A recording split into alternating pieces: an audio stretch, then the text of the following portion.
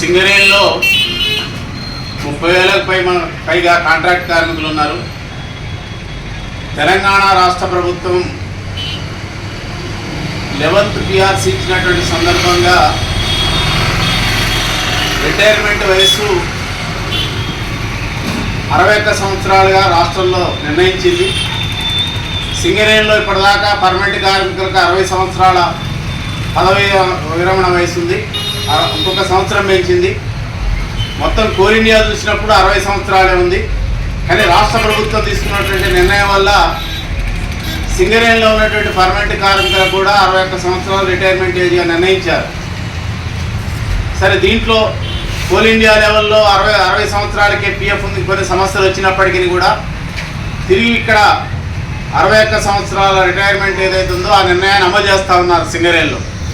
మేము ఇక్కడ కోరేటువంటి సింగరేణిలో కాంట్రాక్ట్ కార్మికులకు కూడా 61 సంవత్సరాల పదవి విరమణ ఉండాల్సినటువంటి అవసరం ఉంది.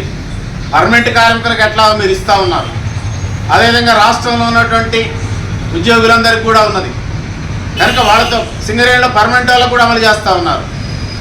అదేవిధంగా మిగతా ఉద్యోగులందరికీ ఇస్తున్నప్పుడు సింగరేణిలో ఉన్నటువంటి కాంట్రాక్ట్ కార్మికులకి మీరు ఎందుకు అమలు చేయడం లేదు? కనుక మేము ఈ రాష్ట్ర ప్రభుత్వాన్ని ప్రధానంగా సింగరేణి యాజమాన్యాన్ని కోరేటువంటిది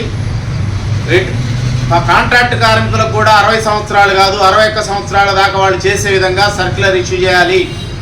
ఇది న్యాయబద్ధమైంది. ఎందుకంటే పర్మనెంట్ కార్మికులకు ఇస్తున్న ఇదే సంస్థలో కాంట్రాక్ట్ కార్మికులకు ఎందుకు ఎవరు? వాళ్ళు కూడా కాంట్రాక్ట్ కార్మికులే కదా వాళ్ళు. కనుక ఇప్పటిదాకా 60 సంవత్సరాలు దిగిపోమని చెప్తా ఉన్నారు.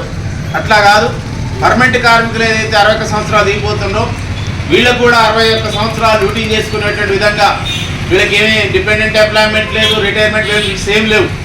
కనీసం ప్రభుత్వం ఏదైతే 61 సంవత్సరాలు చేసిందో సింగరేణి కాంట్రాక్ట్ కార్మికులకు కూడా 61 సంవత్సరాల రిటైర్మెంట్ ఏజ్ తోటి సర్క్యులర్ ఇష్యూ చేయాలని మేము ఈ రాష్ట్ర ప్రభుత్వాన్ని సింగరేణి అధికారులని డిమాండ్ చేస్తా ఉన్నాం.